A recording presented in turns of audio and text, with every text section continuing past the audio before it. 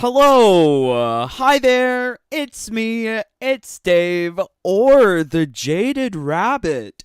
God bless you. Thank you, my friends, for finding some time in your day to join me for quite an interesting look at the Mortal Kombat community, as well as some new Mortal Kombat 1 information. But I'll be honest, I'm not like a social media ace. I use YouTube. I barely understand how YouTube works. I don't have a Facebook. I don't have a I mean, like, I have a Twitter, but I don't really use it. Same goes for Twitch. All of these other things, they're just kind of like foreign concepts to me. I remember using Facebook when it first started, and I'm like, who's going to use this? And, I deleted my account. LOL, everyone uses social media. But not me. And because of that reason, I don't really have a lot of foresight into what's going on Twitter, on Reddit, but I do try to make an effort to educate myself and try and figure out what's going on. And this is what we're gonna be sharing with you today, my friends. I was kind of surprised at what I've learned, and hopefully you'll be surprised too. LOL. But thank you, my friends, for joining along. Hey there, Kari. How are you? I'm doing well. I hope you're doing well too. Darko, hadn't seen the song before. Funny stuff. Thank you for enjoying the songs. If you want a birthday song, join the fam. I will make you a song. Kari, you gotta let me know when your birthday is. I'll be making a post to let me know in the post. But yeah, I love to make all of you sing songs. I try to make them funny. This is my hope and endeavor. Okay, so there was this like tweet that I had come across earlier in the month. So this is old drama, by the way. We've got old drama and new drama to take a look at. There's just a whole varieties of dramas in politics. I wasn't too sure what to title this either, because this is typically not what I'm here for, but there's no information on gear customization. So this is what we have found. So Ed Boon had made this tweet earlier in the month, and I was very uncertain as to like what's going on. So it says ignore haters, and a fellow called Aaron Caboose been making videos on NRS games for 10 years. I'll be honest, I've never seen a video. I've never heard of him before now. Run tourneys with a combined $10,000 prize pools for several MK games. What? He's giving away $10,000. Put every ounce of passion into my work, but I'm a fake MK fan because I mistook a character for 2 seconds. So my immediate impression to this was that, like, I felt sorry for him. But apparently he's a big YouTuber. Recently learned that. So, like, I think it's part of now, like, understanding who he is. Part of the whole entire, I think, of using the internet, social media, is to develop a thick skin. I mean, just because people say, we don't believe in bullying still happens, but you just have to grow. You have to grow a thick skin. But yeah, taking a break from this toxic platform for a few days. I will agree with this. I think a lot of like social media sites like Reddit, Twitter are toxic places. But I was wholly misinformed on the situation. So I stumbled across this video today. I'm going to put this guy's channel in the description for this video. I didn't know what it was. Oh, we're going to subscribe. We're going to leave a like. I really like this video because speaking as someone who does not fully understand social media, nor any of these people who are apparently big names, there's like drama within this community. So I was very intrigued by this because A, it doesn't involve me, and B, who doesn't like drama? So drama ensues. So let's take a look at this video. So guys, if you weren't aware, ever since the Banished trailer dropped for Mortal Kombat 1, the MK community, on Twitter at least, kind of set itself on fire. So I was not aware. I loved the Banished trailer. I didn't look to Twitter to tell me whether or not to like it. It all began when a pretty big channel known as Caboose Oh, he is a big channel. Look at that. 600. Okay. said this during his reaction to the trailer. We have about the same number of videos. I am Ashra, demon of the Netherrealm. Now, He thought it was Devora. I did not think it was Devora, but I think Ashra is very Devora-like. I don't blame him. while this is hilarious, That's why I like Ashra. and So let's see. The crowd was loud and she had blacked out eyes. I just immediately thought, cut me some slack, man. Yeah, and I guess like when you're in that situation, like you're being under pressure to like react instantly. I still take my time, even though we make these live streams. You can tell they're long. Been making videos on NRS games for 10 years. Run tourneys. Okay, yeah. So Caboose's it's that defense, tweet. it was super loud in there, so he most likely couldn't hear that line. And another big channel known as Maximilian, I've heard of this guy. I remember before I like even made Jaded Rabbit. I remember him because he was doing like a crypt video. It wasn't helpful. It wasn't helpful. Not for my purposes. But yeah, I remember hearing of this guy. most likely heard of him, had a similar oopsie during his reaction. Demon of the Netherrealm. I appear nearly human because I've Natara? evil. Okay, that one's a little bit more LOLZ. She don't got wings. She's not red. Natara's red. Ashra's at least, in a white outfit. I think so. I'm very, like, I base things on basic color recognition. Like, white outfit, big hat, Ashra. That would be Ashra. This is new Natara. And now I think it's pretty obvious that Max and Boost weren't But I don't blame either of them for, like, making mistakes. Everyone makes mistakes. Who cares? It's only human. Thank God they're not an AI. able to hear that line for whatever reason. And I personally think it's fine if you make jokes about it, as long as you're not using this as a tool to discredit some of these creators into feeling like they're not real fans of the franchise. Especially someone like Max. Come on, bro. Yeah, like, I think, like, there is an insane amount of gatekeeping that goes on in the community. I mean, like, I get it in the comments, too. I've been told I just don't understand because I don't have an appreciation for, what was it, Kung Fu movies? Because I didn't know what one specific move was, LOL. Very amusing.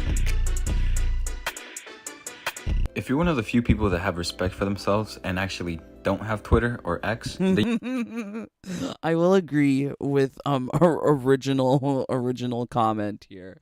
Yeah, like I force myself to use Twitter, so I was wholly unaware of this situation. you most likely missed out on all the drama that happened a couple days ago. It began with these tweets making jokes of the whole situation.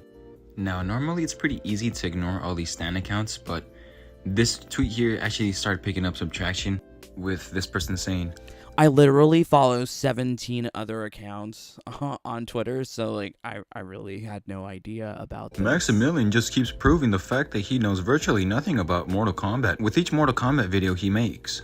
And of course, Max had a reply to that.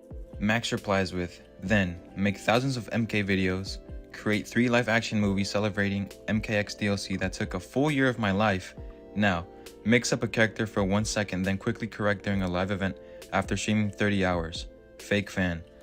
I mean, like, I think both people are a little bit in the wrongs here. Like, you don't even have to justify these people's insane comments. But I feel like a little bit of this is like, okay, let me go complain on Twitter. Obviously not taking the situation seriously, because it's not, man. It's pretty ridiculous to be calling someone a fake fan over something so small like this. Sometimes it's hard to tell if these people are trolling or if they genuinely don't know. But this guy comes in saying, how many MK games have you played though? Just asking, not judging. When did you start playing Mortal Kombat? Max then puts up a link to his Mortal Kombat playlist. I'm not kidding, you'll be scrolling down for so long you'll actually lose interest and move on. People acting like if you didn't play Mortal Kombat 11 a ton, you never liked the series at all. Nah, I just didn't like playing MK11. I don't blame him. MK11 is a wild beast. If you don't enjoy really crazy complex mechanics, you probably won't like it. It is a very slow game. I can understand that and respect it, because that is what MK11 is. But yeah, curious. Like, I'm very like interested by this, because I was this guy has totally educated me. Something I'll never He understand. deserves more subscribers. I go subscribe to him. What's his name? Total Codal. And is why people gatekeep being a fan of stuff. Like, if you're truly a fan of a franchise or of a brand, wouldn't you want to have more people be fans of it too, so it could grow more? It just doesn't make sense to me. And that's about where this one ends. This guy ended up deleting his tweets. Oh yeah, okay, so like I'm excited to see this. Now, like I said at the beginning, I think it's perfectly fine if you make jokes about this, because I find the whole situation funny myself. As long as you're not discrediting these people and making them feel like they're not real fans over something so small, all that's doing is making the community look bad as a whole. With that being said, let's get into the shitstorm. So I'm sure you guys know Dynasty. He ended up being Everyone knows Dynasty.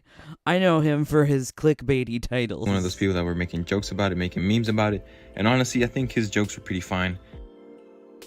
Before I continue, I just want to say that it seems like Dynasty and Kenny might have a history that stems I don't know who Kenny is. before this situation. And I just want to let you guys know I won't be covering that in this video. Just Thank the Lord, there's too much drama. because I just want to cover what happened recently. So, Kenny ended up replying to Dynasty saying, "Just let it go already. This isn't a good look, dude." But he didn't add him. Don't you have to add someone to reply to them on Twitter? Maybe perhaps not. Now, Dynasty ended up replying with, "It's responses like this that really make the entire situation hilarious. Y'all making this deeper than it ever was. But it isn't surprising when you're best friends with both of them and have never shared anything positive to say about me in the 12 plus years that we shared the space." Dynasty sounds like angry ex-girlfriend. Why is Dynasty so angry? Kenny then replied with, "He's been getting bullied and harassed online. And as for Uncaged Games and Caboose, I literally saw them when they first started and I loved their enthusiasm and energy. I met them many times in different events and had great conversations with those two." I think like when you have like nearly like 500,000 subscribers, 500,000 followers, I think it's kind of like impossible to bully them, because at that point you're like public figure. Like you have to have some thickness and skin to handle criticisms, even memes. Like, what's wrong with a meme? Some of it's pretty funny, like the Devora Astra face. LOL. Dynasty then turned into Keemstar for a second when he dropped this. You had me in the first half, but then you're bringing up people who aren't even relevant to this conversation. What's up, Kenny? It's Dynasty. Welcome to my first ever Keemstar Kitchen video. Woo, yeah, plants. So you're upset that I'm memeing, like everyone else on Twitter, the fact that Max and Caboose had viral clips of them saying characters' names wrong, which I have done myself personally several times. But you're making it sound like I'm harassing them by making memes.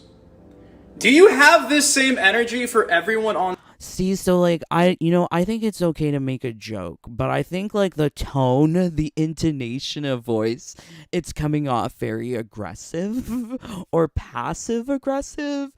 So like, I mean, it seems like there's a little bit of ill will with these memes, but altogether, I don't necessarily blame him. But it is a very interesting look, because I never suspected that this kind of drama existed between them. On Twitter, or are you I guess competition is real. I think there's room for everyone. We can all be here, all be friends. just simply attacking me because I'm another content creator? Is that why? Even if we disagree, let me make that clear. A lot of people disagree with me, but I think we can all be friends. Why? And you brought up Uncaged and Caboose being good people, and you've known them for years, and you love your you love their enthusiasm. What does Uncaged have to do with this shit? I'm just wondering. Why is your response to defend people who aren't even being talked about? Oh, it's because you already know why. You know why. And pretty soon after, he also dropped this video. The fact that There's just so many videos. It's nonstop. So, like, I think it's questionable for all of this drama to be occurring. And I mean, like, clearly, like, there is, behind the scenes, I guess it feels like confrontations or, bad blood, but it's all very, like, interesting, salivating. I never knew such drama existed. I have to make a Keemstar Kitchen video in the middle of me drinking Okay, not Keemstar. I'm vaguely aware of Keemstar. He's that bald-headed fellow who screams on the internet. Yeah, I don't think that's a role model or someone to emulate Dynasty. But yeah, he's making an angry Keemstar kitchen video. coffee and editing videos to just like point out how stupid this is sad. I have been a fan of Kenny Unruly for years. Before I ever even talked to him in person, I've been a fan of Kenny. I literally just like 2 weeks ago, I still don't know who Kenny is. Someone tell me. 3 weeks ago, told him I loved him in a video and gave him a shout out. I've had nothing but good things to say about Kenny. So for him to come at me sideways and say it's not a good look for me memeing is crazy because obviously it ain't that deep. I think, okay, so I think he's, like, also in the wrong, because, like, I think you should try and emulate good behavior. What you would want to be done for yourself. Like, would he enjoy people memeing on him, is the question. But I do think it's kind of, like, I love the idea of, like, Devorah's face on top of Astra, because, I mean, I see the similarity. That's why I like her. Where were you defending me when I was getting attacked time and time again, you know, in the past? Oh yeah, you weren't there, but because it's your WB friend that's a problem. It's so... Oh yeah, so okay, so we're getting a little bit of a look from, and we're going to talk about this more, WB friends. It seems like there's a clique. There's like an inside group of content creators that are preferred by WB/NRS, and Dynasty's not included. I'm not salty about it, but it seems like he's salty. So stupid. It's not that deep. It's fucking Twitter. And it's funny how I can get fucking kicked and piled on when I'm getting destroyed by everyone, but the moment that I meme anyone else, it's an issue. I could be the butt of everybody on the fucking Mortal Kombat community for years, but the moment that I tweet out a meme that Murdoink makes, I'm a piece of shit, oh no, Dynasty's canceled, he's making fun of my friends. Bro, you brought up Uncaged Games. Like he mentioned Murdoink. Murdoink has made some fonts for Mortal Kombat. He's also, like, this is why I'm familiar. He also, I think, helped out with the race against, not even racing. There was like a Google sheet for MK11 that wasn't helpful fully. I made a better one. Check out my my premium shop schedule in the description. But yeah, wow, like, it's deep. There's a whole community here. I did not realize. Dynasty's canceled, he's making fun of my friends. Why is Dynasty acting like this? Everybody on the fucking Mortal Kombat community for years, but the moment that I tweet out a meme that Murdoink makes, I'm a piece of shit, oh no, Dynasty's canceled, he's making fun of my friends. Bro, you brought up Uncaged Games like that's relevant to the conversation. It ain't. Kenny, I love you. I'll always have respect for you. I've spoken to you one time. It was at the MK Reveal event. You were nice to me. I don't know why you're coming at my neck like this. I respect. I mean, he said, like, maybe you shouldn't make a meme. That's all he said. And Dynasty's so triggered. Max, I respect fucking Caboose. You're acting like I'm fucking murdering their family like I'm fucking Quan Chi, bro. Come on, get over this shit. It's fucking Twitter, dude. For real. OMG. And OMG, he's so extra. I can't believe it. honestly, after that, everything seemed to settle down between these creators, at least. I think the most saucy I've ever gotten was the ugly fashions of Mortal Kombat 1, because that personally affected me. It hurt me in my soul. Toxic Twitter fans.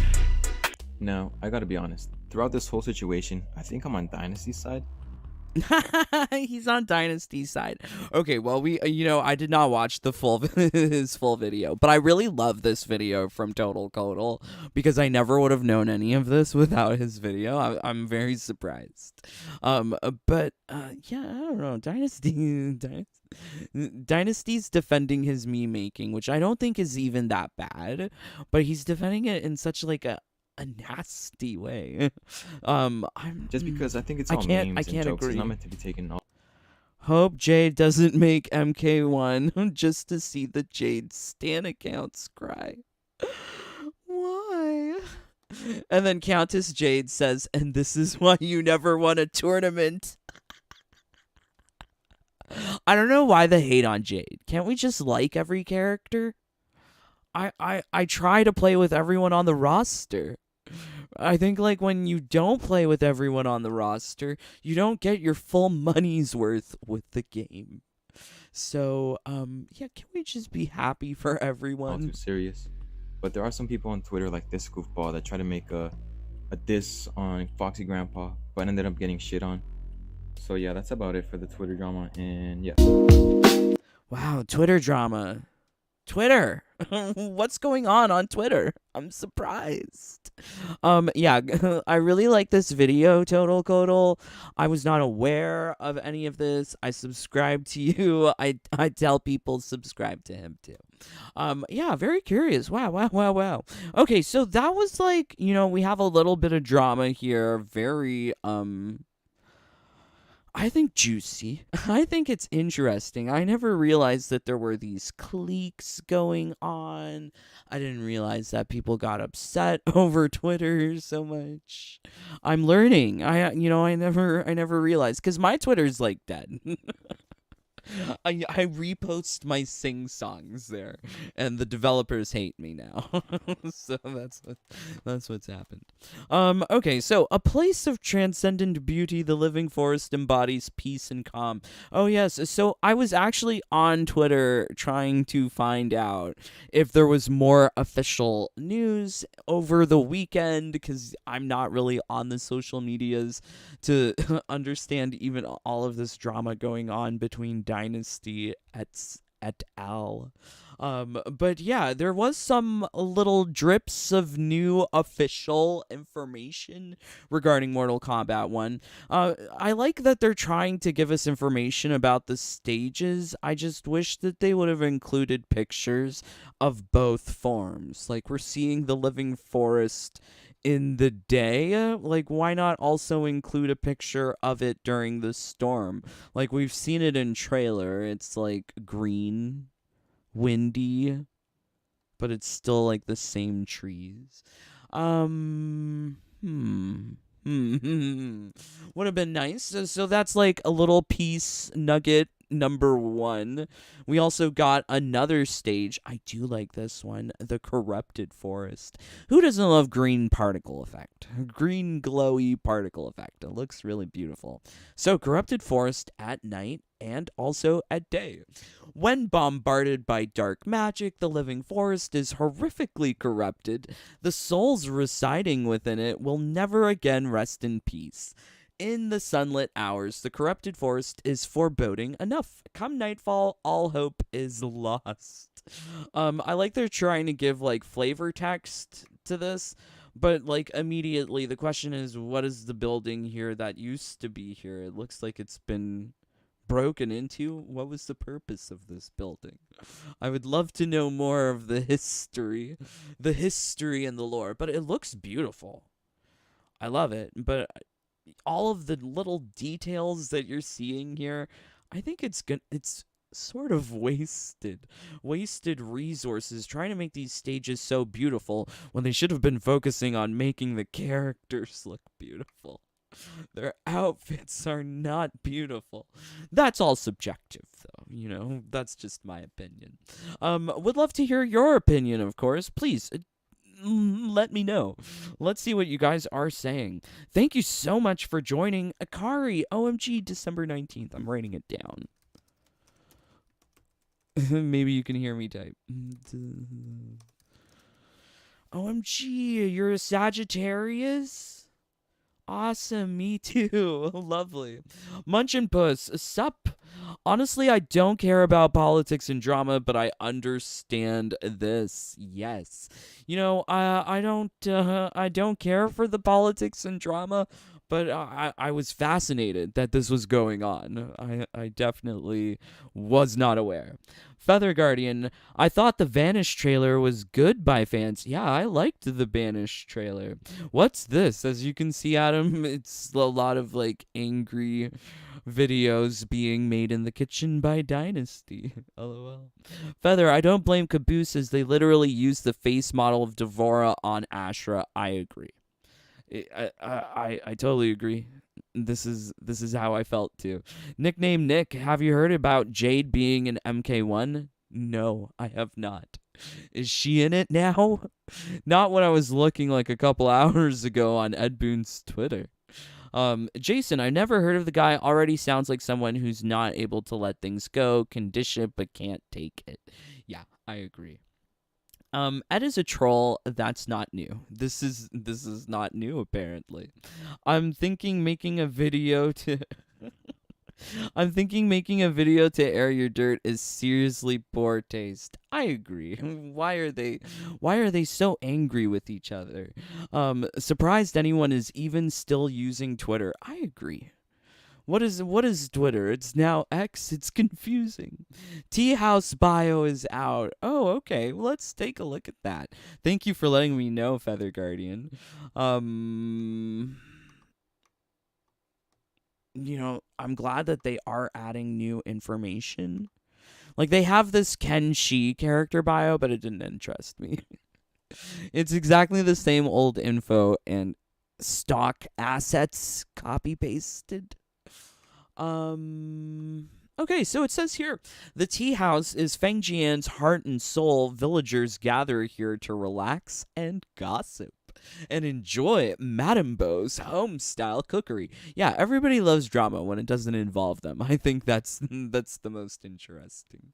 Whether you're starting your day or winding down at night, the tea house has a special blend made just for you. OMG, how inviting. It sounds very nice. So, we've seen the Fengjian Tea House.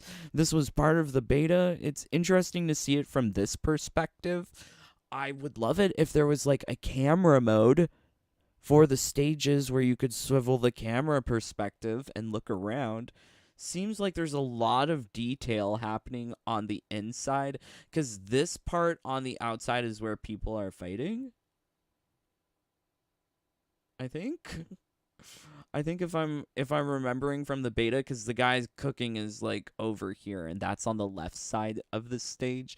Yeah, very cool. I really like this. It looks beautiful. I wish they had given us some like interesting perspective here with Corrupted Forest, because basically this is like a close up of a tree.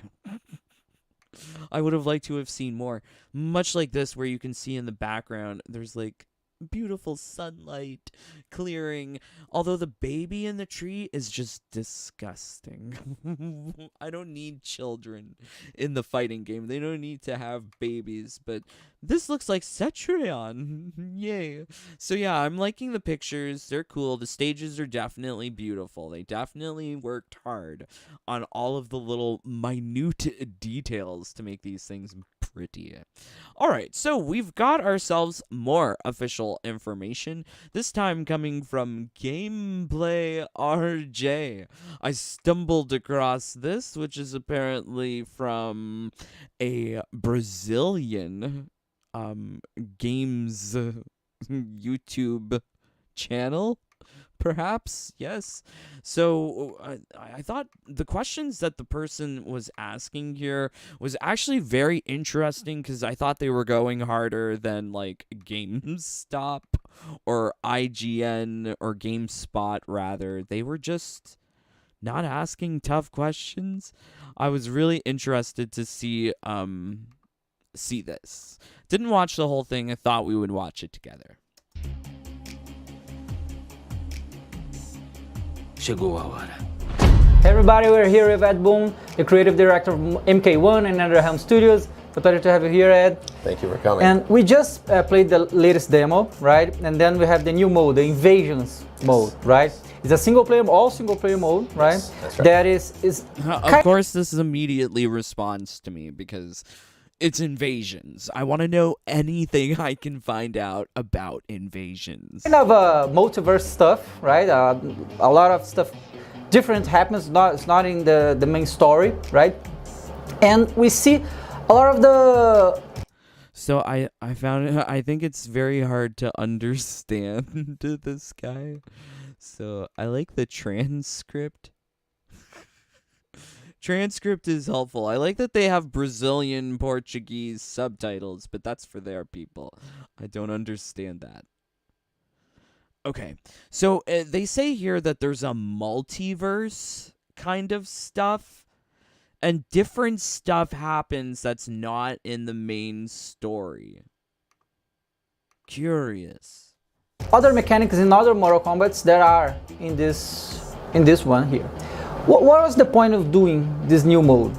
To make the game last more? To increase the To make the game last more. Like, they are... Like, for me, that sounds like you're trying to add filler to the game so that they can force people to play for longer. Is that what it is? Is that what's going on? So yeah, I love this first question from this guy because it feels like he hit the nail on the head. That's why icons are so hard to grind in MK11. It's to artificially increase the amount of time that you would need to play the game to get 100%. Unnecessary. ability to put new stuff on the game on the long run. What was the point of it? all of those things that you said. We really wanted to add. And Ed Boon just casually agrees. He's like, yeah, we want the game to last longer. Oh, that makes me so worried for games as a service, because that's what IGN called it. Like, they really want to sell you on the idea of like Destiny or Fortnite, these games with battle passes where they're delivering content on a regular basis. It feels more so like what they did with MK11. They had the content immediately developed pretty much by Aftermath. Aftermath, they had Kombat Pack 2 also. That was the last time that they added anything new to Combat League. Everything was done with Aftermath. The only thing that they did later on, they did the Shiva nerf. That was a big one, but it came so late. Yeah, I think they had the Crypt event bundles, but that was programmed into the game with Combat Pack 2. Yeah, Combat Pack 2. So, like, it feels like they have the content already prepared, and then they just choose to, like, piecemeal it out to players to just keep them playing longer. Definitely worked on me. I played Combat League for over 32 seasons. So, yeah. Is that what we have to look forward to with MK1? 32 seasons, but not tied to Combat League, tied to single player. Add another avenue for somebody to play the game single player, right? We have this very elaborate story mode that everybody loves, and we'd never get rid of that. We're always going to do that. But we also wanted to bring something new to the table, and we really wanted to double down on our commitment to single player content. Now, granted, we have a lot of competitive multiplayer stuff like the cameo system and all that, but Invasions is really something that we really wanted players to spend a lot of time with. You were talking about the story.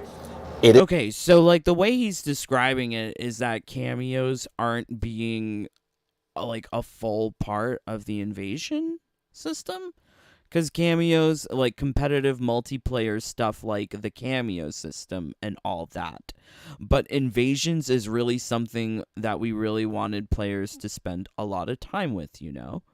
So is cameo only really for competitive multiplayer? This is confusing. So I really hope that there are talismans and relics in invasions that affect not only the main player, but also the cameos. Maybe I'm hoping for too much by asking talismans to affect characters and their damage output, because the only talisman we saw was a consumable type, match consumable type talisman. Oh, I'm so worried. I'm so worried. I wanna be hopeful. I am so hopeful. I'm hopeful that it might be better than a mobile game RPG. It isn't part of the normal hoping. Mortal Kombat canon. It is a little bit of a what if, a little bit of a, different kind of universe type of thing. And they're seasonal, so you play for every. And they're seasonal, of different kind of universe type of thing. And they're seasonal, so you play for every. So this is not canon. This is not occurring within the story of MK1. This is just like what ifs. Which is kind of like what they did with MK11 with Combat League. Like Season 15, what if Jade, Scorpion, and Kung Lao became Zidaren and grew reptile skin? Yeah, I can see it. Like, what if Cassie and Johnny and Sindel were captured by the Black Dragon crew and given biological enhancements or technological enhancements? Yeah, it feels like very MK11 based on what what Ed Boon is saying. 6 or 8 weeks, we're going to be introducing a new season. Darko, change your name to Optimistic Rabbit. I'm trying to be hopeful, like I'm hoping. I paid $370 for the collector's edition. It better be good. Season that tells a new story, and the player goes through it again with the new story. So that's what we're most excited about, is the fact that it just keeps coming back with brand new content. See, so that sounds very like games as a live service.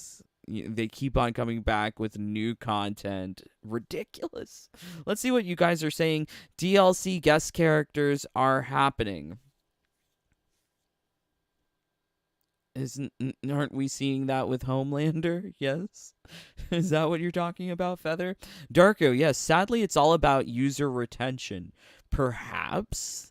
I feel like this is unfortunate because the way they handled Combat League seasons, think about it. If you're missing a brutality, you have to wait more than 3 years for that brutality to return, and there's no other way to acquire it in the game.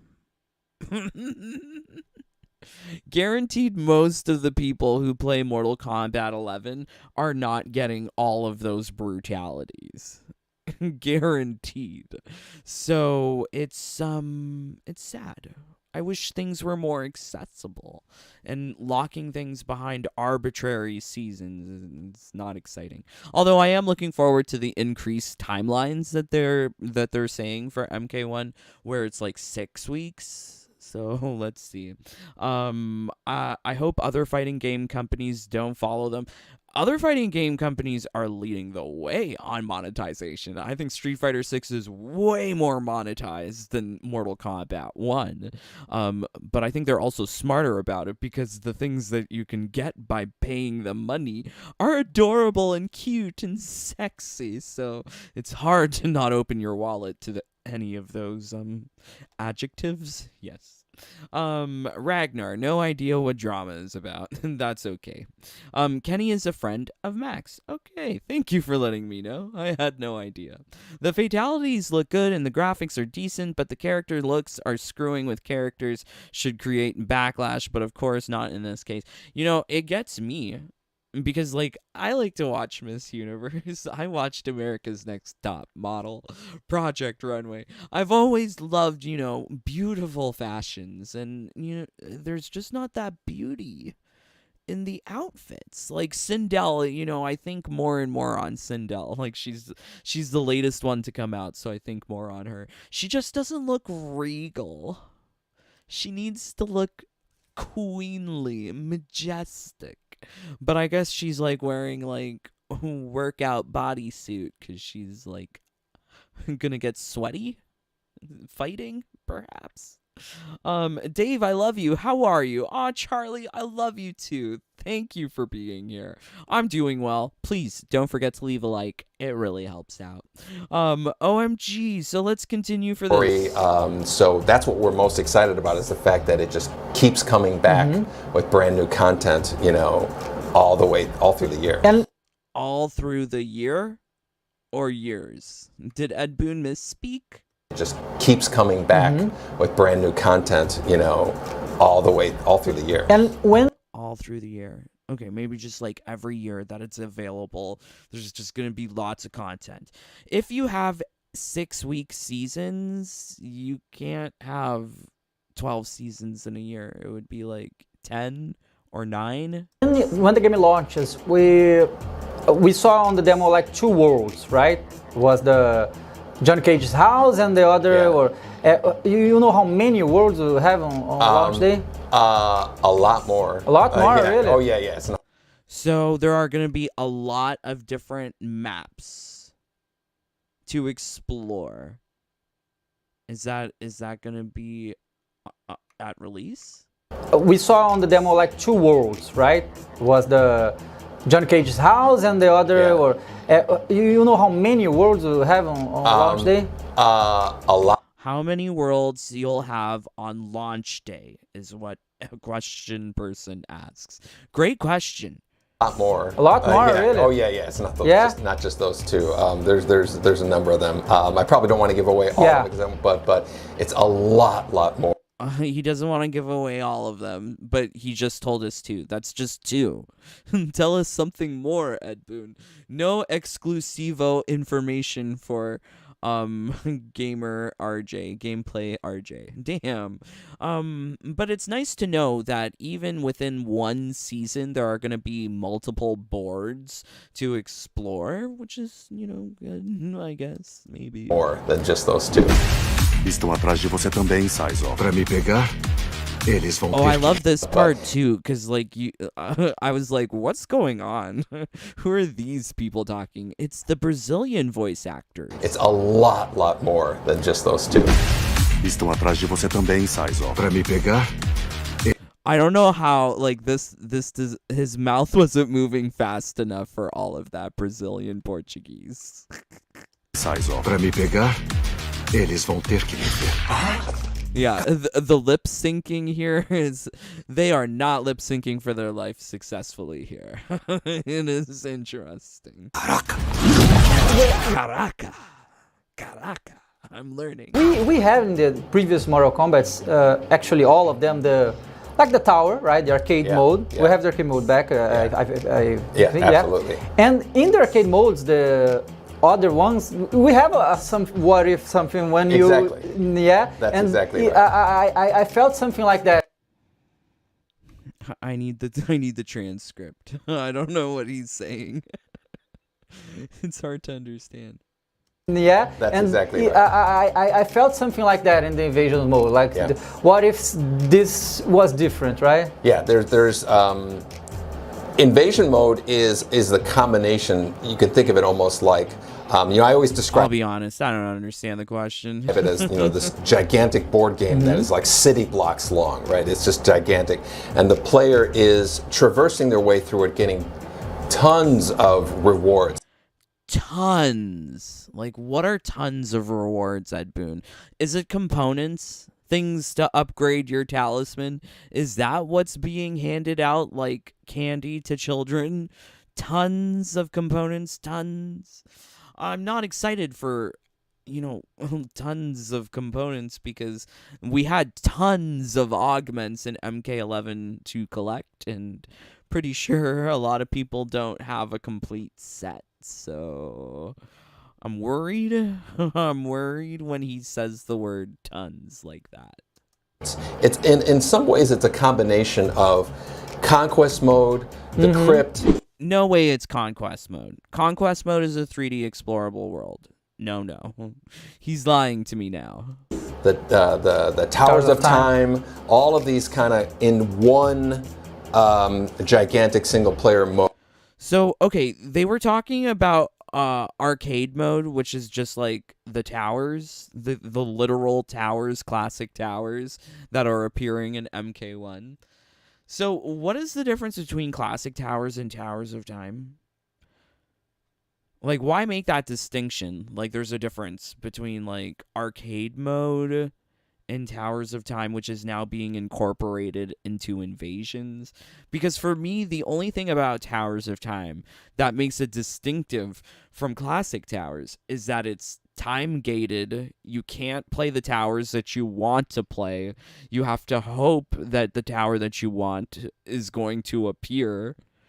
There's hella RNG with meteor towers. Like, you can't even control what drops. So when I hear Towers of Time, all I can think of is insane amounts of RNG. So is that what's being incorporated into MK1 here with Invasions? Mode. I would love more quests. Give me a quest to gain a specific reward. Like, kind of what they did with Stage 6 character towers, where you could get a level 4 Elder Jinsei just by doing Stage 6 for your first time. But it would, you know, like, maybe there could have been a quest to, like, do, I don't know, win victories with augments equipped in every slot 25 times, and then you get like a really fancy augment, an Elder Jinsei, rather than relying on RNG. Like, any quest objective would be more preferable than having to waste hours in RNG trying to obtain what looks like to be components for talismans and relics that the player is going to spend hours and hours going through.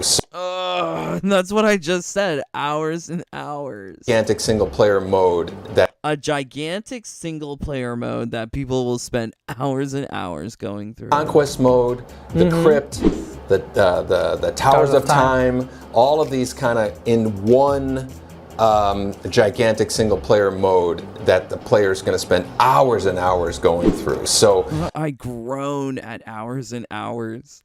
I don't want to have to deal with your RNG, Ed Boon. These mechanics that just artificially inflate playtime. What we felt like was I've spent 10,000 hours in MK11 and busted a PS5 console over the game. I think I should know. The strongest qualities of Towers of Time, Crypt, Conquest mode, were kind of combining into this giant single-player seasonal board game. Seasonal board game. Like, when they say board game, like, it really does feel like mobile-y. Like, the only other kind of, like, board game that I played... The last board game I played in a video game was Pokemon Duel, which was like a mobile Pokemon game. I think also like Pokemon, what's it called? Quest. These were like free to play, but you could open up your wallet and spend money on it. I think that's what's happening here, especially with the idea that it's going to be seasonal. I'm praying that it's going to be free to play like Kombat League. But I'm not going to put it past them that they could drop a price tag on even participating on a season. We'll have to wait and see at release. Secret stuff too inside. Of course, it's more. I would love if they asked the question: are these paid or free seasons? What is the monetization required for participating in seasons? Like, these are the questions I have. Combat, yeah. Conta aí como é isso. Você se transforma no que der na... I love the Portuguese voice acting. It seems so off with the lip sync. Sua telha? Só posso alternar entre esta e minha forma natural. Eita. Okay.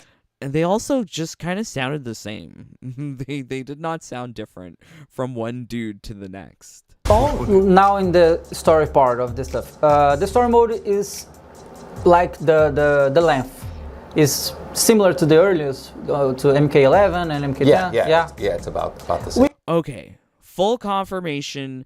Story mode for MK11, similar size as what you're getting in MK1. I love this question because he asks it very directly. Similar length as MKX or MK11. And Ed Boon's like, yeah. On Twitter, he sort of implied that it would be longer, but it seems like it's going to be the same length. Not surprising. We have, because we are doing this model since MK versus DC. That's right. A few people remember this game, that's but true. I a lot like of this people game. think it's Mortal Kombat 9, But MKDC yes. is the first one. Do you have something new on this story mode, or is it more like the other ones? For the most part, it's like the other ones, but For the most part, it's like the other ones. Story mode in MK1, for the most part, is like the other ones. That's not exciting to me. You've been using the same devices for telling stories for over a decade. And Guy even says, it was actually before MK9 that you've been doing the same thing. So are we to expect the same thing? And Ed Boon's like, yeah, it's for the most part, it's going to be like the other ones. What is this? This interview is like killing me slightly. But I'm really enjoying it because I didn't expect so much to be coming forward so honestly and directly. I think were it not for the Brazilian interviewer, he's asking these questions much better than IGN.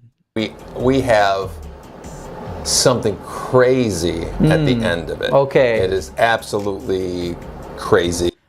How can Ed Boon say it's so crazy? It's just a cutscene. It's just a cutscene. The thing that'll impress me the most is just gameplay. The gameplay is what gets me. The mechanics that go into it. Not a well, you know, to each their own. Everyone has their own particular fancy. And I think a lot of people who are buying MK1 are just going to play the story and then call it a day. They're not going to venture into PvP. They're not going to try and figure out the new type effectiveness system. Well, it's not new. It's from MK11. And I'm definitely not going to talk about it yet, that's fine. But it will surprise everybody. Oh, great. Yeah. We have now this cameo system, right? Yes. That has a lot of characters, and all of these I guess we will have an explanation why, but all these characters are like their first versions, right? Yeah. Like Sector and Cyrex, Sonya and stuff. Sonya, Jax. These cameo characters that they are not playable, fully playable characters, are they in the story or they are just the cameos? Some of them are in the story. Okay. And as a matter of fact, the story mode has cameo characters that are exclusive to the story. That's dumb. That's dumb. Why do they have to have story mode exclusives? Like, I kind of figured that that's what they were going to do, because they have story mode exclusives with MK11. For instance, Sector, Cyrax, Chronica, Fire God, Liu Kang. Different movesets from what you could play with in the game from the regular roster. Why do they do this? Why do they make these characters that are completely different and you can't play with them? They even did that in MKX. So why do they do this to us? So there's characters that help you that aren't even Mortal Kombat characters. Oh. So yeah. There's tons of cameo characters in the story that are only appear in the story. But the costumes that you were talking about were Sonya, Jax, all those classic ones. Those are really just kind of like tributes to the old games, right? Like, so we really wanted to show Sonya in her first costume. Yeah, but can Scorpion put on the classic Scorpion outfit? That is the question. Show Scorpion and Sub-Zero in their early costumes, and they're not part of the like the game story canon, because those are from. I love that they just put Sonya, Jax, Sector, Cyrax. They're not part of the story. They're not part of the canon. They are just cameos. They don't make sense. It seems strange. I would rather have cameos be a part of the story rather than them just not existing in this new world that Liu Kang has created. It's just so strange. From a different universe, right? It's the one where Raiden was the Thunder God and all that. Yeah. Você escolheu desafio. They're from a different universe. Not that they're from a different universe. It's ridiculous. The more I learn of the cameo system, it sounds more ridiculous. The one where Raiden was the Thunder God and all that. Yeah. Você escolheu desafiar a paz. Oh, I like Brazilian Liu Kang. Então escolheu a guerra contra Deus. Voce uma puta sua cadela piranha. I learned Brazilian. What about customization, right? Because I know Portuguese now. I'm smart. And Injustice 2, we had a ton of custom. You can customize everything, a lot of parts of the character. How is this on this one? Because we couldn't see anything. Well, we're probably going to give more information about that, but I can tell you that there is customization. Okay. On this one, because we couldn't see anything.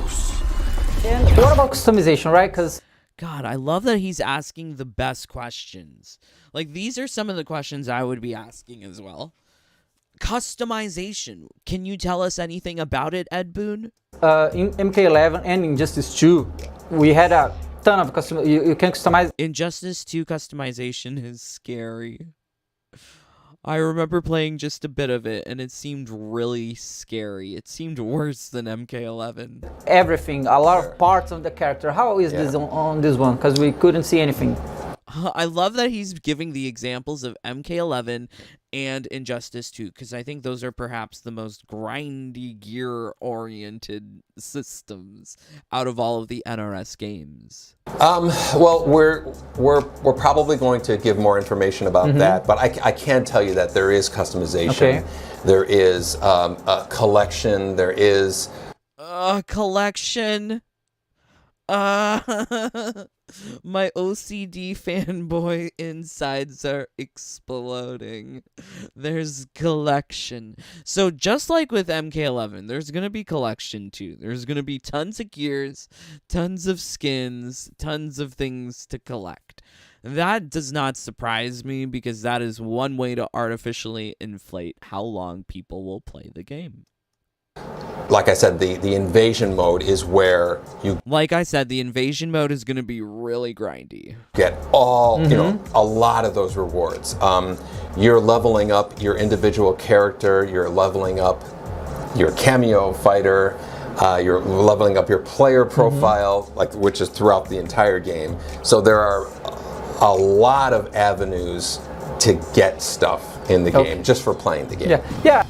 The entire game. So there is customization.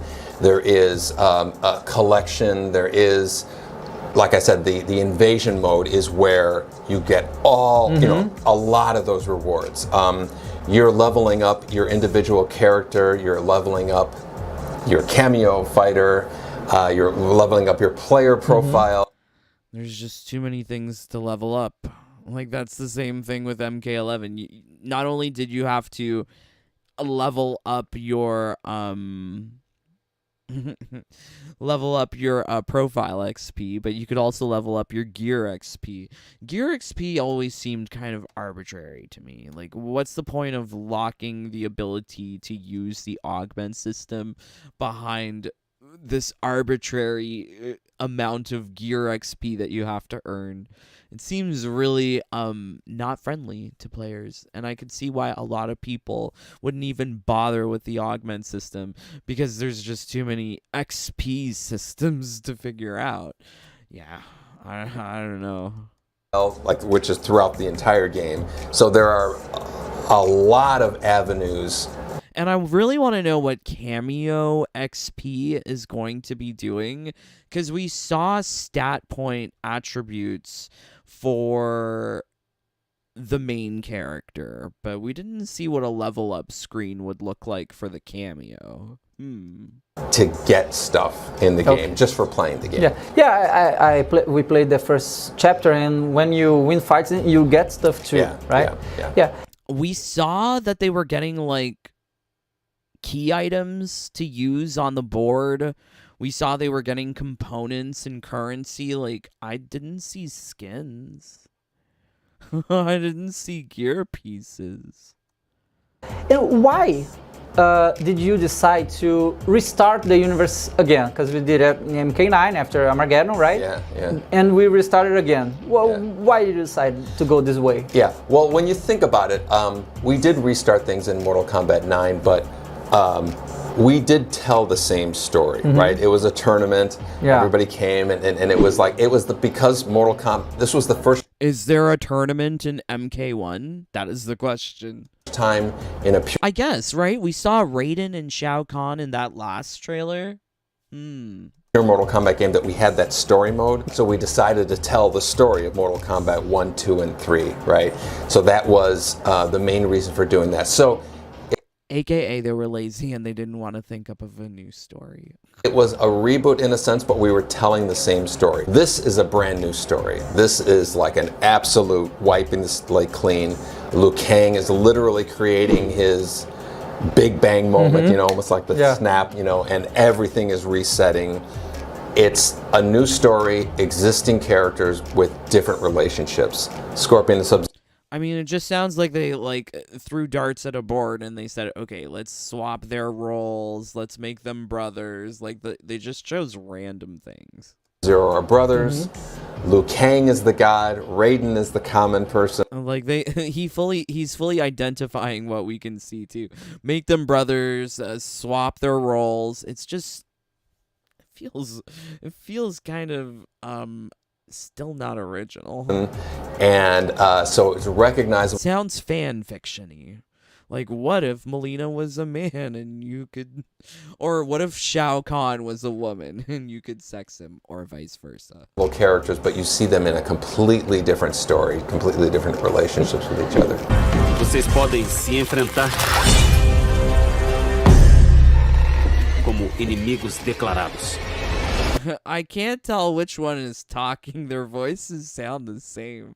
I'm very interested to know what localizations of Mortal Kombat 1 are going to be like.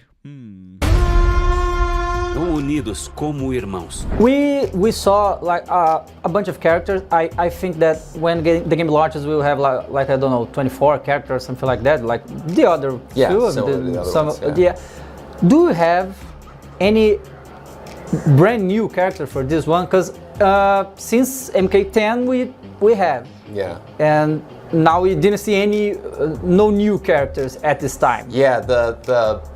We always want to add new characters. The challenge with it is there is such a demand for, you know, we were talking about everybody wanted to see Sonya, everybody wants to see Jade, everybody wants Melina, Katana, Sub-Zero, Scorpion, Kung Lao, you know, like it's there's such a demand for that takes up a lot of slots.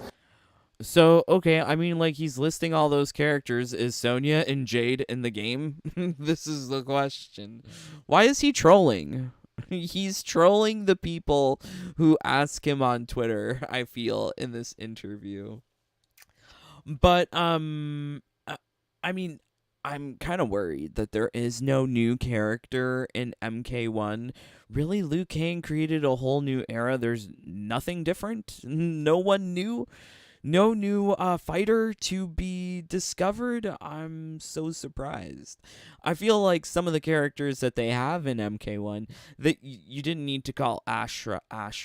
She could have been a completely different character, completely with a new name, and that would have been equally fine.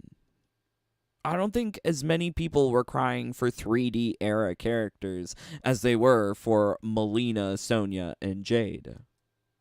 So there's not as much room to make brand new characters, but we are bringing back characters that some players haven't seen in 17 years. Yes. Right? Ashra, Li Mei, Havoc. A lot of those are from the Mortal Kombat 3D era games, right? You know, we haven't done a lot of those in 15, 16 years, and so that's a big focus with this game, is bringing back some of those characters that have been away for a long time. Ashra e Saizor. Os monges vão prepará-los para Last question. The Brazilian makes me laugh. I love the Portuguese. In MK11 we had the Aftermath, and it was the first time you did something like that, a story stuff.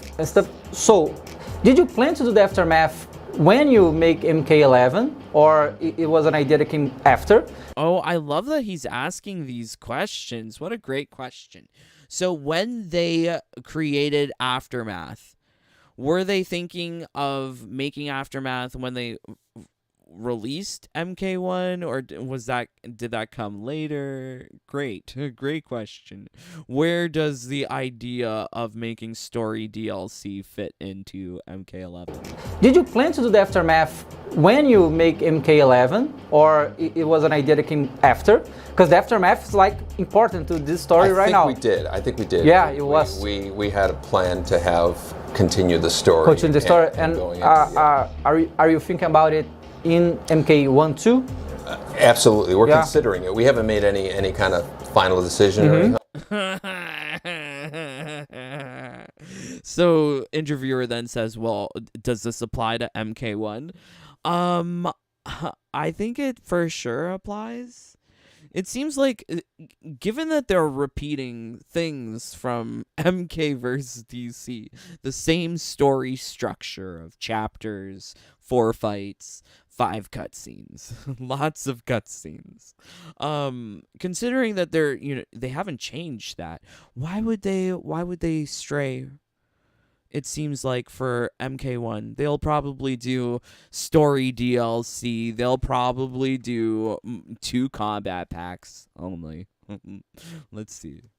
Like that, but I personally love it when we continue telling the story, continue adding characters, continue adding, the finishers and stuff like that. It's fun to add the friendships and all. So then why did they make MK1 into a quote-unquote reboot? Why didn't they just continue with MK11? I'm confused. All that stuff like that, just to keep the game, keep new stuff coming into the game. Yeah, I hope we see other finishers in this game too, because they are amazing. Yeah, they're fun. Okay, thank you so much, Ed. It was amazing. Welcome. Thank you. And congratulations on the game. Thank you. Thank you. Aw, lovely. I think this interview was very informative. I thought there were some great questions. I really liked how direct he was. He was asking about their strategy from MK11 and if they're repeating it here with MK1. Seems like great questions. Ed Boon is dancing around giving direct answers around some things like how many different maps will be available in a season of Invasion. That would have been a great answer, but we don't have further clarification. We don't have further clarification on customization. Yeah, really good questions, but lots of non-answers from Ed Boon. Not surprising. He is one of the biggest trolls. But I think in the vein of Aftermath being story DLC, it wouldn't surprise me if they did story DLC as well for MK1. I mean, especially if they're going to have combat pack characters. I would love to know how is Takeda, Ermac, and Quan Chi, how they fit into this story. I laugh at Takeda because what on earth is Shirai Ryu now? It doesn't exist. All right, let's see what you guys are saying. God bless you, my friends. Thank you for joining. Please don't forget to leave a like. OMG.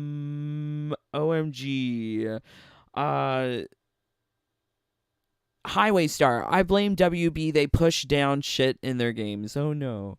Aren't MK endings what ifs? This is true, Feather. They are what ifs. Weird to see that they're applying it to Invasions as well. Online only unlocks are a very NRS thing. Thankfully. Oh no. Tribulation. What up first? I thought Conquest was replacing the Crypt. No. We are getting Invasions. Invasions is supposed to take the place of Conquest, Towers of Time, and the Crypt. I think that's a tall order, honestly. How do you combine the Crypt, Towers of Time, and Conquest mode into Invasions? It doesn't seem like they have. If they let my AI noob beat towers, facing should be easy enough, even though it's time consuming AF. We haven't seen that you can program AI in Mortal Kombat 1, so I don't anticipate that. Tribulation, farming. Ah, yes, farming. Darko, exactly. I'm getting really scared for MK1 might ask for a refund. No, no, no.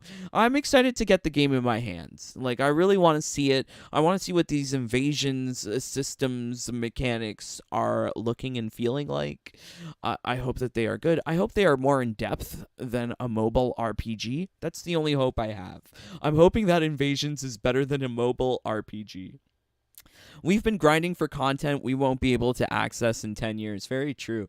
Like, going back to MK11, like, it's like, at any moment, like, these numbers, these ones and zeros, they mean nothing to NRS. They'll just take down the servers, can't access. So many games are like this now, but would have been nice if you could have saved your skins and gears to your console. Yeah, for sure. New game be out before I have a full set. Oh no. When you start feeling nostalgic for MK vs DC, a crazy cutscene. I know, we gotta look forwards to the crazy cutscene at the end. I know the ending will show Onaga, perhaps.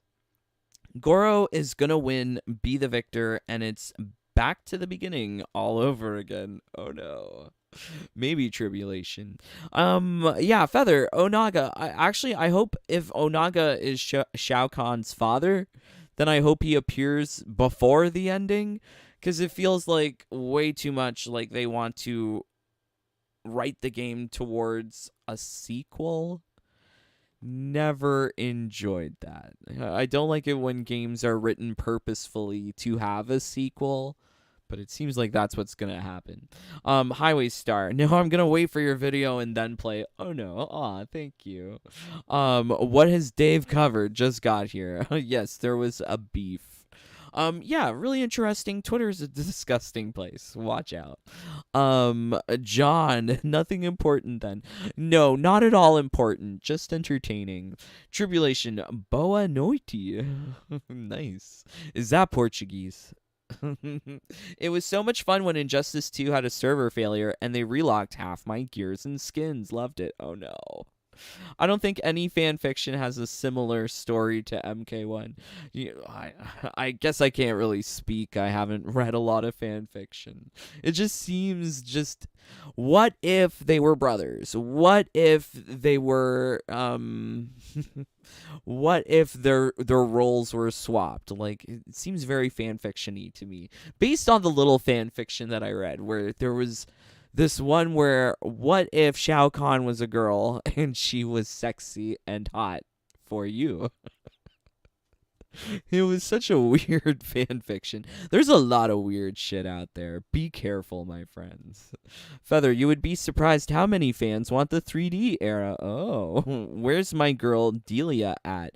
I would have loved Delia on the roster, Charlie. I think that would have been cool. Does anyone know if Jade is going to be in the game? I haven't seen her at all in anything. I don't think she's there. Allison, hey, how's it going, my friends? Thank you. Please don't forget to leave a like. It really helps out. Darko, keep new stuff coming equals no new characters. I think what they're talking about is the seasonal content. They just want to keep that coming.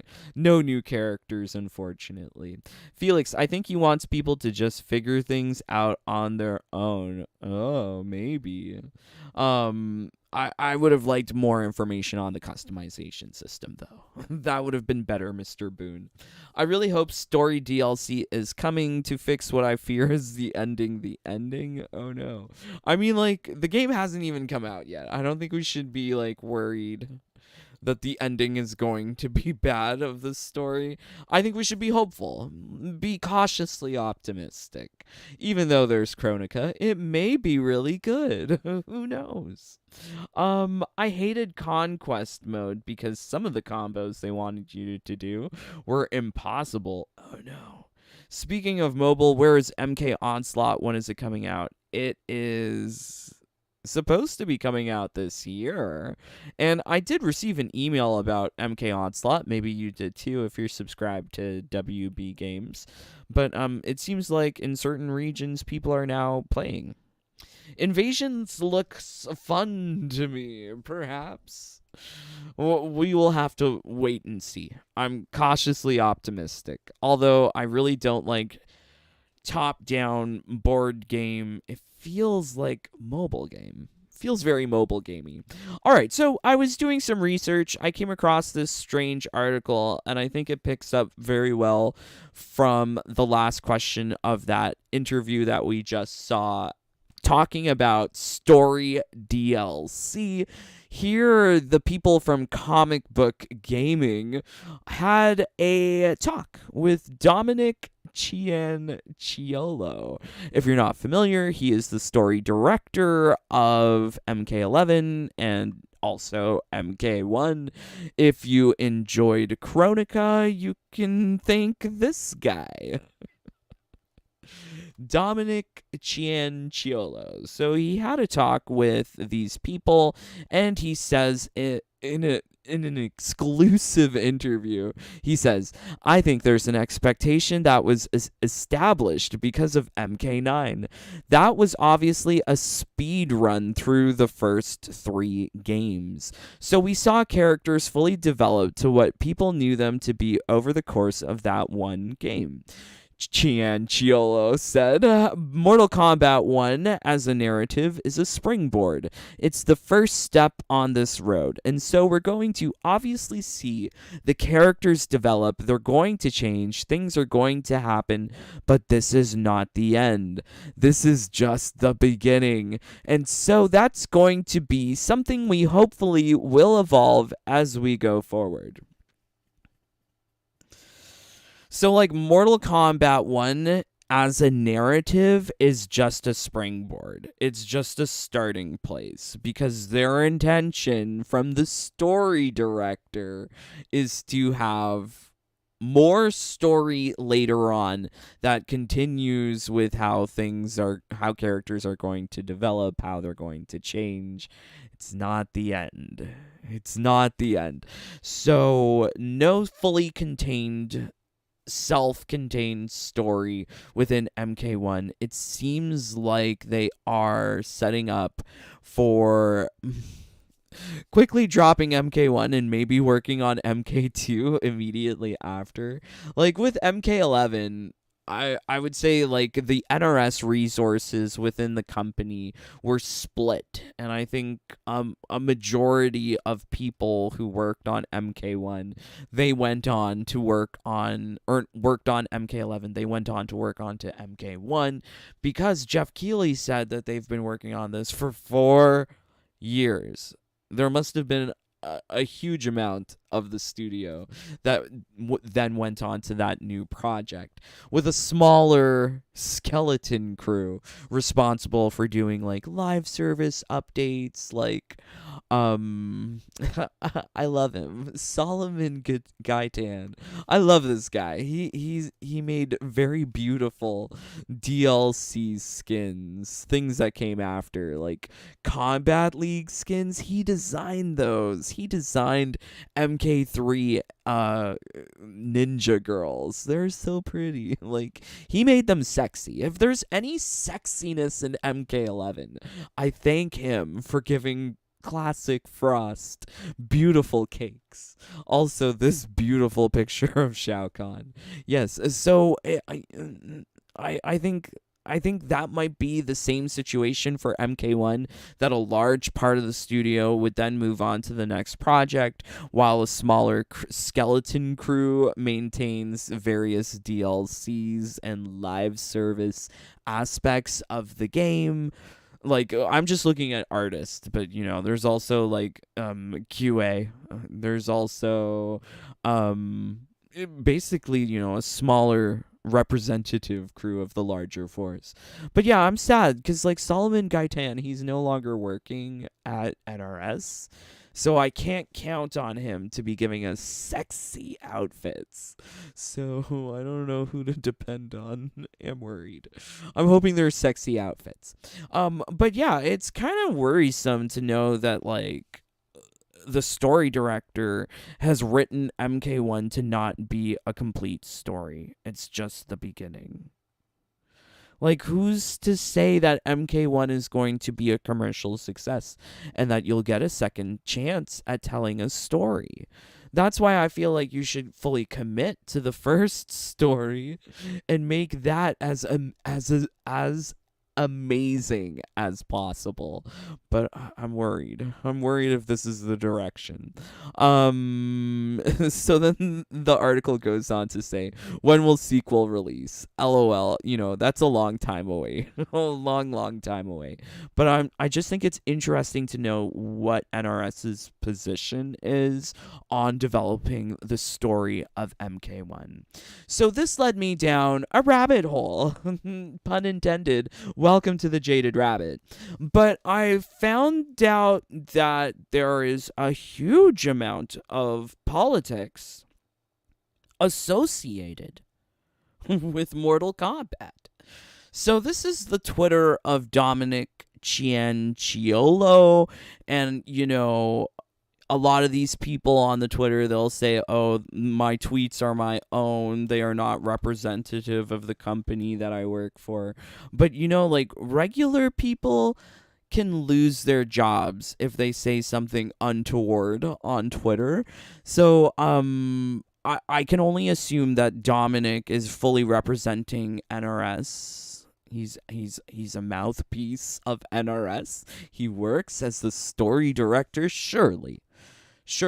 So I'm just like flipping through, and 3 tweets down, boom, politics. If you support a party or politician that wants to lower the age to buy guns and raise the age to vote, you are on the wrong side of history and humanity. I have no idea what's going on. I'm Canadian. But there is politics on his Twitter. And I mean, like, I look at Ed Boon's Twitter more regularly. There's no politics. I really appreciate Ed Boon having no politics on his Twitter. But yeah, it seems like if the story director is having the politics, there is maybe some of this ideology going into the game. So he makes a number of like reposts, retweets. This is news to me. I find it also very fascinating. So he says here, Sarah Palin just pushed the idea of a civil war and encouraged Trump supporters to get angry and rise up to take our country back. This rhetoric needs to end. This stuff is going too far. We are America. We are one. Stop calling for civil war. I don't know. I'm not gonna listen. It's just all sorts of weird. I just think it's weird. It's very, very weird. So he has like a bunch of Mortal Kombat stuff. Like he's retweeting Uncaged Games. He's retweeting the official Mortal Kombat Twitter. But like Dominic Cianciolo is like old white guy, old straight white guy. But he's posting, he's virtue signaling. I think this is what you would call virtue signaling, like when you're on Twitter and you're like shouting, hey, this is what I believe. Wow, confirmation of why there's no Cold War Scarlet. It's here. Dominic reposts some dude who tweeted, because Russia has destroyed hundreds of thousands of tons of Ukrainian grain. People throughout Africa and Asia will be priced out of grain markets and starve. In this sense, and from the beginning, Russia's war in Ukraine was a war against the world. I'm not going to say if it's right or wrong. War is bad. War is war. War is war. But wow, like this is if Dominic is a representative of NRS, it's clear why Cold War Scarlet was removed from the game, replaced by lukewarm Scarlet, where there is no reference to war or Russia. So it's just weird to see NRS just be so political about it. And I worry if there's going to be like the insertion of politics in Mortal Kombat 1's story. Because mind you, this is coming from the story director. Like, this isn't just some artist. He is a story director for the game. So it's, I'm just, I don't know. Okay, here we go. He's an insider. Ramaswamy's deep ties to right-wing kingpins revealed. Like, Dominic is saying who to vote for. He's calling people right-wing and crazy. Like, it's just such a strange look. And, like, you can fully see, like, this is going into NRS ideology, the agendas that they are putting into their stories. And you feel it, too, because, like, people can't get Cold War Scarlet outfits because this is what they now believe. Like, Russia is just bad. Like, there are no good Russians. People can't enjoy history of the Russians. You can't enjoy history. You can't, no. There's just no. Russia bad, not in our game, which is also kind of hypocritical because they weren't saying that when they put in Cold War Scarlet and Ukraine banned the game from being released. MK11, that is. So it's just... Unlike the former guy who failed at Infrastructure Week, Joe Biden and congressional Democrats delivered millions of... I'm not American. I don't know what the hell they're talking about. But it seems like there is an obvious bias and an obvious agenda that's being pushed here. He's retweeting Kamala Harris. Let's see if I can find the one... I want to find the one where he's... I mean, there's a lot. You can see there's a lot of politics. Soon to be convicted felon, constitutional or otherwise. A lot of political words. GOP bills. Oh, yeah, here we go. An awful development. There has been a rise in GOP bills that would require schools to report to parents when students show certain signs of LGBTQ identification. These forced outing bills are becoming more of a thing in GOP state legislators. Yeah, this screams like virtue signaling. Like, sir, you are an old white straight man. Why do you have to get involved with the LGBT now? We don't want you. So I'm just confused at all of this politics, and I'm worried that it's not like this is going into MK1. Look, wow, the New York Times calls Bernadette Broyles, I have no idea who these people are, prominent parental rights lawyer, leaves out, calls her team God chosen. What's wrong with God? I say God bless you at the beginning of all my videos and at the end. What's wrong with God? She compares LGBTQ plus people to... That's a little bad. Don't do that. That's not good.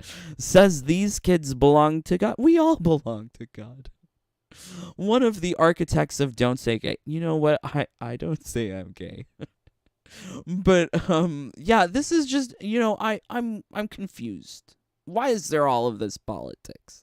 So yeah, if you know more about this, because you're American, I would love to know in the comments what's going on. Okay, let's see what you guys are saying. Thank you for joining. God bless you. LOL. R3Z, will you scream and cry if Jade gets revealed? The last time I cried at the Mortal Kombat was when Jade got the orange and white lovely assassin mask from Combat League when you pair it with Temporal Assassin. It was so beautiful. It made me tear up. It made me cry. I did love that. Maybe? I can't guarantee. Depends how volatile I feel at the moment. Felix, if we get an expansion, it'll probably be around Christmas time. I don't think so, Felix. We're to be expecting Homelander in January 2024. If that's the case, if there's going to be an expansion, it would occur after Combat Pack 1. Darko's so obnoxious. I agree. Why is there so many politics? Steven, happy that I'm able to finally catch a stream. Hope you're doing well. Thank you, my friends. Yes, we are having a fun time. Please, don't forget to leave a like. 21 of you here. Let's get 21 likes. Did you see the picture of Natara floating around? I did, but I don't like these leaks. If they're not coming from credible sources, I'm inclined to not believe them. I don't know. The guy said they make her look like Megan Fox. Oh, well, interesting. What if Quan Chi has black eyes instead of red? That would be cool. I wonder if Quan Chi will know Kuai Liang as Scorpion instead of Hanzo Hisashi. I mean, if it's a completely new era, maybe Quan Chi has no idea, but if he's working with Kronika, it seems like Kronika has like a knowledge of other timelines. Feather, I don't know if next NRS game will be a sequel or Injustice 3. I'm hoping it's the first one in the future. Let's enjoy MK1 before we get to the sequel. Felix, aren't they already working on Injustice 3? I don't know. Can we give MK1 time to breathe, please? Matthew, OMG, thank you, Matthew, for joining the fam. Love you, brother. Street Combat, war is bad, period. Agreed. Keep politics out of Mortal Kombat. We don't want them. I agree. We don't want you. I agree. These politics in the games, this is coming from the story director. I just find that so worrying, because if this is a story director and this is what he's posting about all the time, it's kind of hard to believe that it's not in the game. I just want a good story and good game. Yeah, give me good fight action choreography. Like, that's what I want. Choreography, not choreography. Choreography. Give me good fight choreography. LOL. Hey babes, liked. Yay. I just want to play a game and not get bored with it. I agree. Yeah, I think for the reasons of like Dominic being so Dominic-y. Dominic is Dominicking, and I don't think I want it in this story. It's too much. So then I was very curious. Like, they're talking already about, like, sequels. They're talking about story DLC. So I was very curious if Reddit picked up on any of these things that I found, if they are talking about story DLC or if they're talking about sequel. But it seems like drama continues. So we've left the realm. We started a drama. We went to facts. Then we went to politics.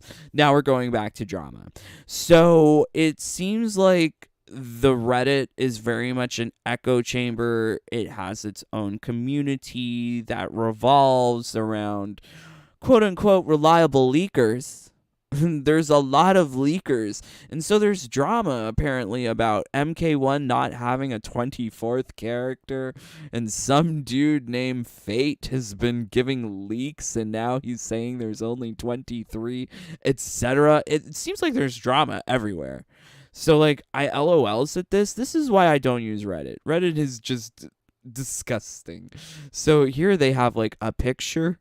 After speaking with someone else close to the development side, I am 100% confident there is no 24th character, and I will delete my account if wrong.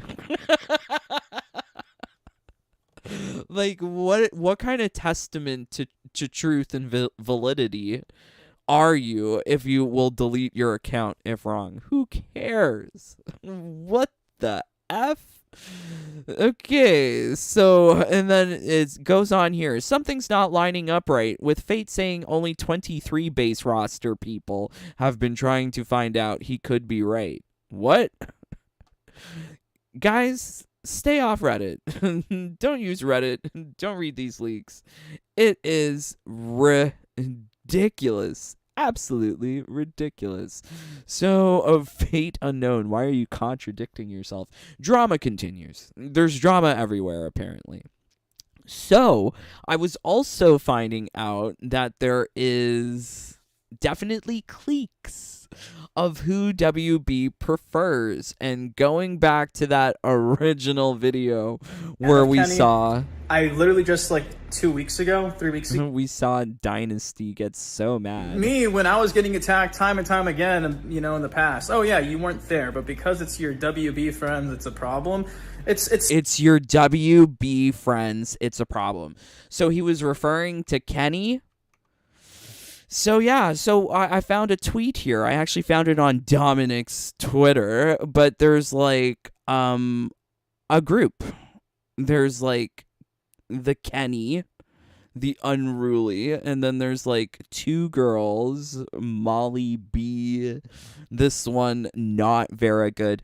These people were invited exclusively. Travel and access provided by WB Games. They were flown into Chicago. And they got to experience the game. That's very interesting.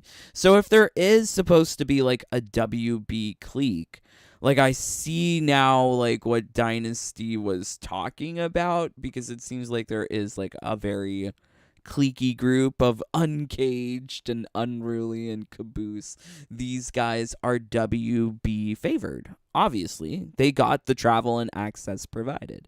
So here you can see some like pictures of this girl, not Vera Good, who went to NRS headquarters, and there they are in the arcades at NRS. There's a wow. He's so much taller than her. When it was just no head, I was like, wow, look at his boobie. But he's just so tall, it makes sense. Yeah, and then they're eating some sort of, God, that doesn't look appetizing. What on earth is that? Whatever that is, and then they're all eating. But it seems like they went and they got to play Invasions. They got to play the full game before everyone else, and I guess that makes sense. You have like the big names like Max and Uncaged, who are very big on the YouTubes. But then I was like, who's this Not Vera Good? I've never heard of Not Vera Good. Why was she flown to Chicago? So my question was answered immediately. Low cut top, lots of cleavage. She's a girl gamer, so apparently she's a Twitch girl. We have similar sizing. This is her Twitch. But she played the game, the newest game modes, travel and access provided by WB. Can't see it, which is very unfortunate. I wish that we could see it. You need to sub now to watch and support.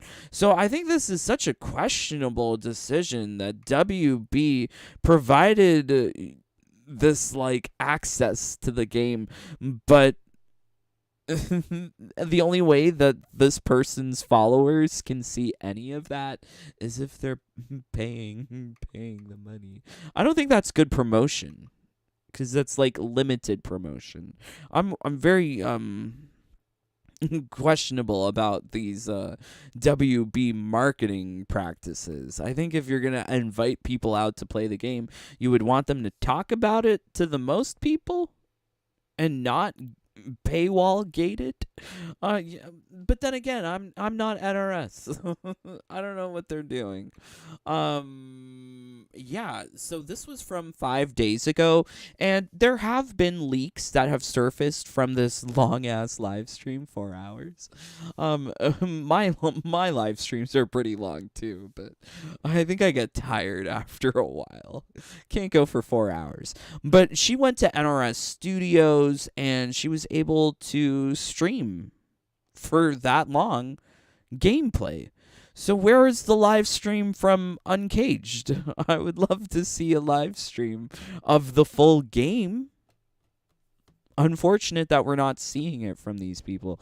Yeah, I don't know what is the marketing benefit of having these select few people come play the game, and it must be like a huge secret. I wish it was more transparent so that everyone could benefit from this, fun little activity of go to NRS and play the game. Also, she's Canadian, so they're flying in people from abroad.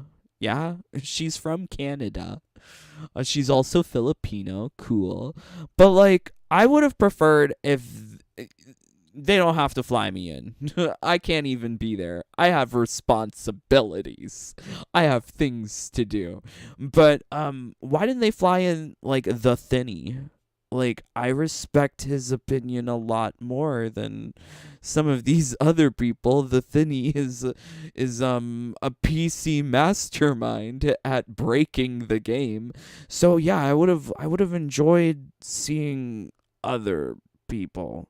But it does seem like there is a WB clique that's going on, and if you want to be part of it, like, I want to be part of it. Tell me whose dick do I gotta suck in order to get a visit to NRS. I wouldn't mind being asked or invited. Not that I could go, but I'd still appreciate an invite. So yeah, like, it does seem like there is a WB clicky thing going on, and this goes back to that video from Dynasty where he's just so mad. Defending me when I was getting attacked time and time again, you know, in the past. Oh yeah, you weren't there, but because it's your WB friends, it's a problem. It's so stupid. It's not that deep. It's fucking Twitter. Yeah, very interesting.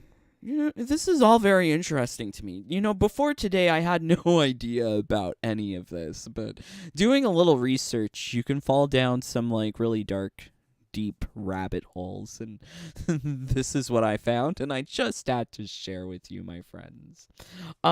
Okay. All right, let's see what you guys are saying. Thank you for joining. They didn't even invite me, and I stream MK11. LOL. Right? They should have invited all of us. Why didn't they? Darko, lol. It's all of Max's friends. Oh.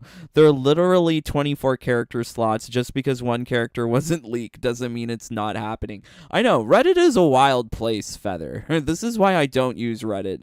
It's so confusing. And these people believe the leaks. Like, they are so, willing to believe. And for me, it's all soothsaying. It's very much like tarot card reading, trying to predict the future. Like, I would appreciate if it was actual tarot cards that they were using to predict the characters, because that would be more impressive. But this leak BS Reddit, it's just a little too much. How tall is Max? He don't look that tall in his videos. He's a giant. Or she's just really tiny, but actually, you know what? Like, my pastor and his wife, she's Filipino. So she's like this little Filipino old lady, and he's like this big, tall, old white guy. It's similar. I'm getting this vibe from them. It's so cute. Max is the biggest fighting game streamer. I think, of course, they're buttering up his group. Oh, so they're all friends? They all know Max? Oh, Max is holding the camera and taking the picture. Oh, okay. I don't know. It seems like Sausage Party. Like, they said that they invited this girl, Molly Amber B. I don't know who she is. You know, I know Losty Girl. Where's the Losty Girl? But I don't know who Molly B is. And apparently, she went too, but she didn't want to be in the picture. Why is she not in the picture? It just looks like a huge sausage party. You know, join the Jaded Bunny fam. We have brothers and sisters. It's not a sausage party. Interesting. Her over Losty is just sad. I agree, Matthew. I totally agree. Like, I know of Losty Girl. I don't know of her. This Canadian girl with her 12,000 Twitch followers. Like, that's not far off from me. So, very interesting. Yeah, crazy. Or at least more transparent, like you said. Yeah, it would have been great if it was more transparent. Like, I would have loved it if it was, like, a whole, like, could you imagine if WB actually did a live stream, or if NRS did a live stream of having these guys come in to play the game? That's what Capcom did.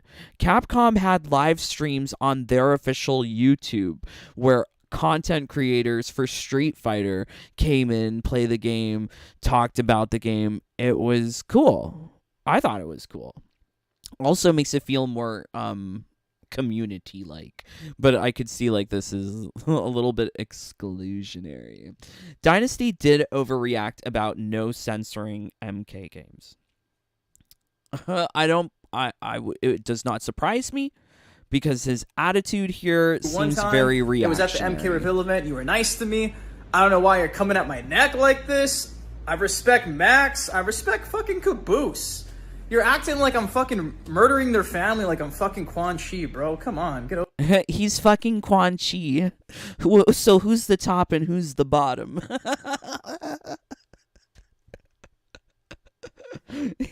I make myself teehee. NRS isn't going to make his job easier for him. Oh no, Dave, you're right. Dynasty and Future cover leaks like the Thinny.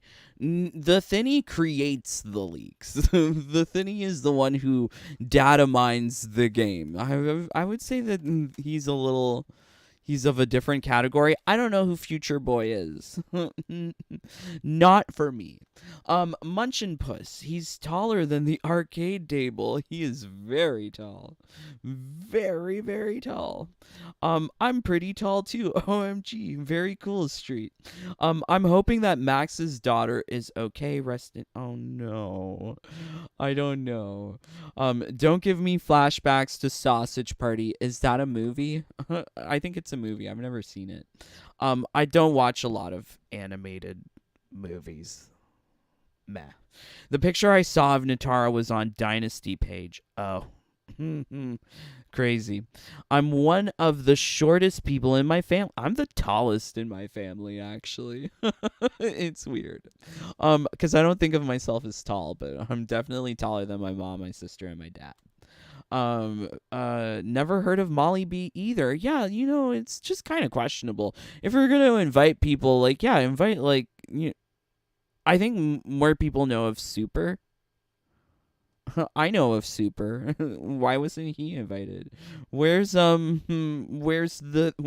Thinny? Invite him. He's like German. If they're flying people from outside of the country into Chicago, they really could have gone worldwide with it.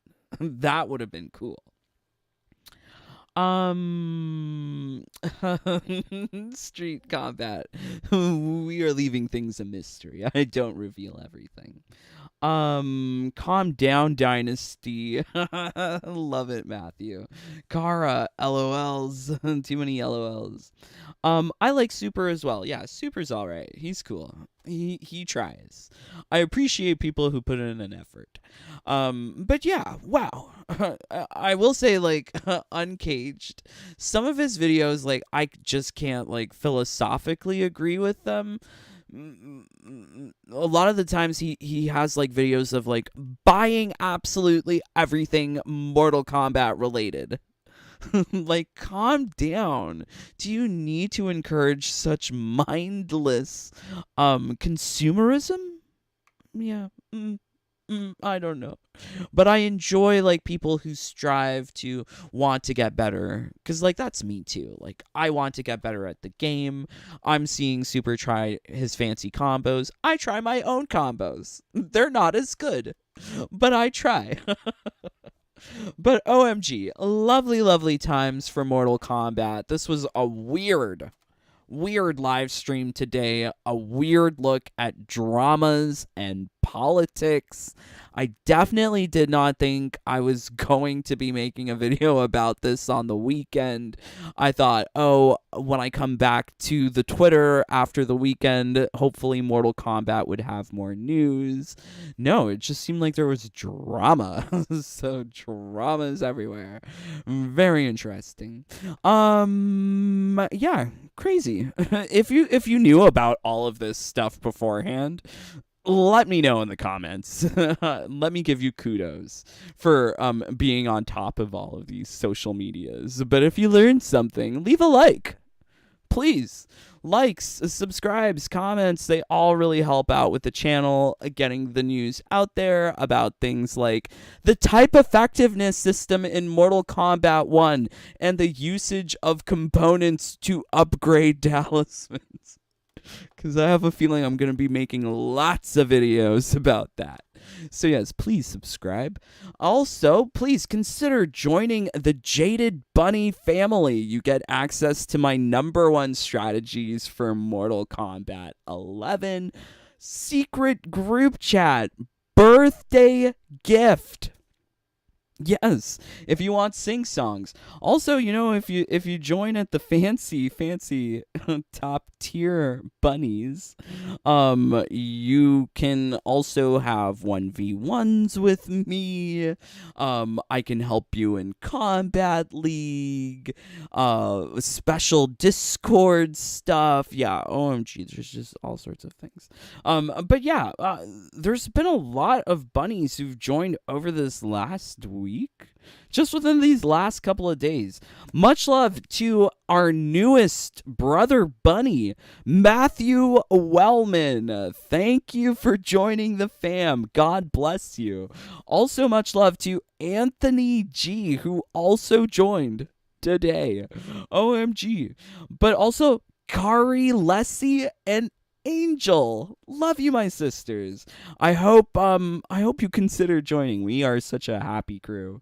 But much love to everyone else in the fam, including James Shea, Kevin Dong, Kalila Crenshaw, John Feltner, Charlie Ravens, John Lee, John Clark, Danny Slaw Energizer, Pro Gamer, J4, Among Us Gamer, GCXBU Gaming, Cara D, Kokoma Joe, A.G. Miller, Coffee Gamer, Lucy Little Thunder, Boots Alexander, Jonah, Eric, Blood Ferox, Glowy, Chaka Corn, Airy, Darkside, Trokar, Mark Danny, O Gamer, Michael G, Swishbish, Ilkid, Snoopy Blind FGC, Albus Christus Mortis, Yuri Erdem, Calum, JJ, Dr. Eggman, Alina, Acenonics 85, Alan, Cider M, Ragnar, Rian Chaos, and Queen Melina. OMG. Thank you, my brothers and sisters.